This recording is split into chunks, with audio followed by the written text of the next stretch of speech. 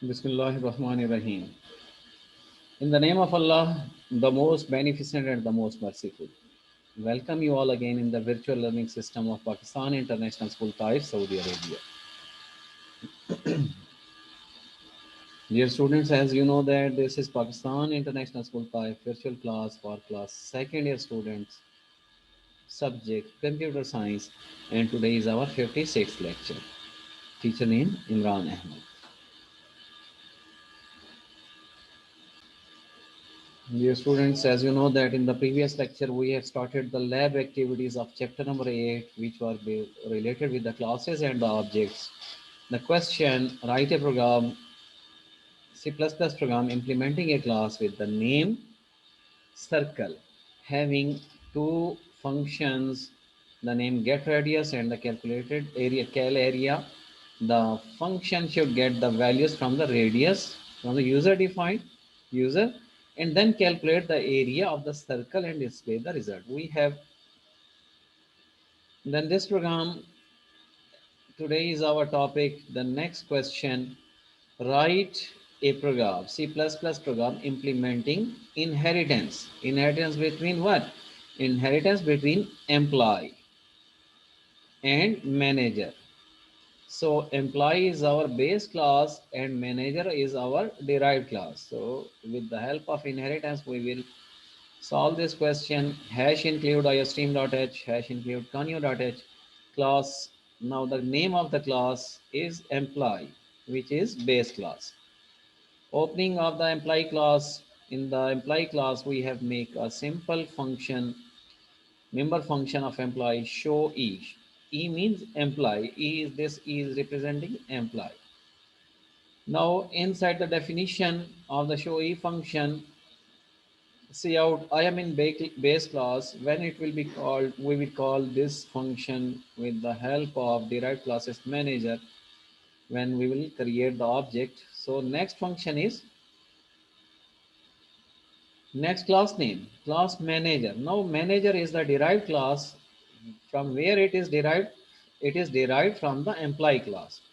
So manager is the derived class and employee is the base class. Public. Now I am going to create the member function in the manager class and its name is show m. Show m means show manager. So you can write the any name for the member function. See out I am in derived class manager and L. Okay, now in the main function, opening of the main function, we have making the objects of the derived classes m1. So m1 is the object of derived class which was manager. So m1 dot show e. Now check over here. Show e was the member function of base class, and we are going to call with the help of derived class object. And also m1 is calling its own member function. So this result will be appeared on the screen. I am in base class employee. I am in derived class manager. So this one is the next function. Question number 3. Write a C++ program implementing a class with the name cast test. So this is the name of the class having a constructor and the destructor function in its body. So not restricted, you can, but they are going to restrict us with the name of the class. So you must write the name of the class should be like this.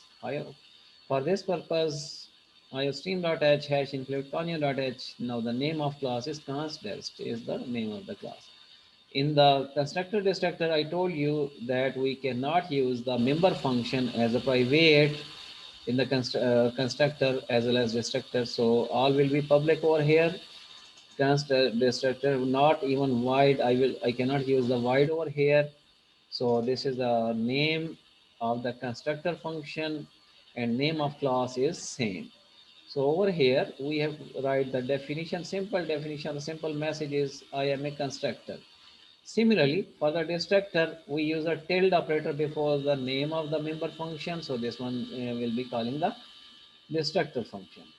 See out, I am a destructor. So this message is the definition in the definition of destructor function.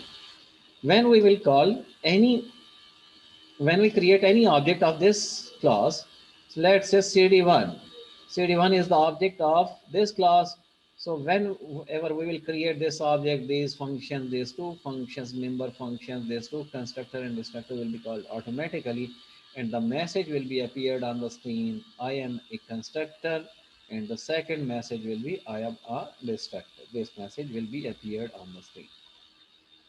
Next program, write a C++ program implementing a class with time name time. So the name of class is time. This class should have the constructor to initialize the time, hours, minutes, and the second. Initially to 0, it means that initially all of these three variables, hour, minute, and the seconds, having the value 0. The class should have another function name to second to convert the display the time passed by the object unto the second. Okay. IOStream.h has include Tonio.h. Name of the class is time. Now watch here. We have initialized a public access specifier.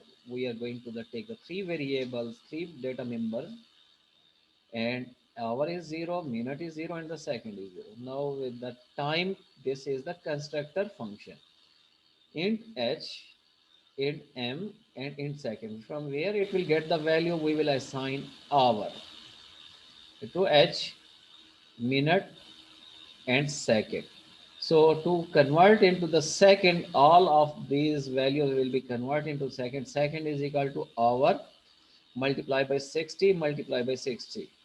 So plus minute multiplied by 60 plus second, whatever. So backslash and time in seconds, this message will, now whenever we will create the objects of constructor, we assign the value object time, or time object is obj is the name of the time class constructor. So it will assign 4 over where, 4 over here, h having the value here, and 10, it means that for our 10 minutes will be assigned over at this variable, and it will assign to the minute this variable data members, and the last one 5 will be assigned to the second. Now we are going to call the next, not a constructor function, it is a simple data member function obj. So name of the object to second, it means that conversion into the second. So this function will be called, and this process will be solved. All of the minutes will be converted into second, all of the hour will be converted into second, and finally it will give us the result, whole result, which time, what the time you will have assigned, it will display to us, and it will convert to the whole second in the form of seconds. I hope you understand this topic. I hope you understand the C++. Now the next chapter is file handling, and file handling is not related in the reduced syllabus. So over here, your syllabus is complete. I hope you will understand, and keep in mind, whenever you will do the practice of all the programs, you can learn it very easily. If you don't have the practice, so you cannot attempt the program easily. Each and every statement read and do the practice carefully. General form of each and every statements. Do the, you will have to know general structure in the paper. The theory of the C++ or the theory of any program is any theory of any language is very easy. How can I say that it's very easy? Whenever you know the purpose of any statement, just one line definition of that statement, after that the general structure of that statement, and after that one example of that statement. So you can solve the theoretical very easily.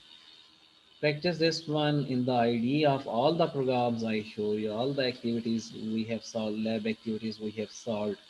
Inshallah, next time we will meet. I hope you will practice and you will do your best. I did my best. Take care of yourself. Goodbye and Allah Hafiz.